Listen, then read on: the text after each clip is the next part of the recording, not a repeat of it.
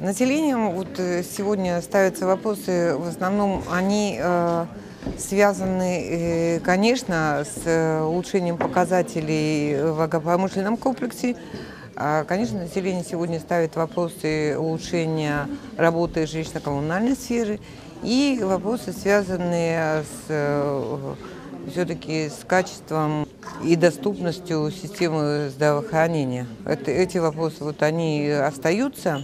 Сегодня много прозвучало вопросов, это какая программа существует, кроме тех специальных программ для отдельных категорий населения, связанная с улучшением жилищных условий, благоустройства жилья, благоустройства населенных пунктов.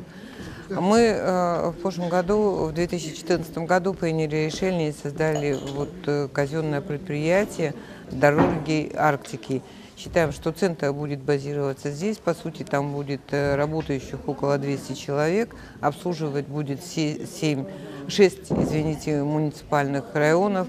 Думаю, что это предприятие тоже определенный импульс даст именно и трудоустройства, и, конечно, качество доступности, транспортной доступности населения.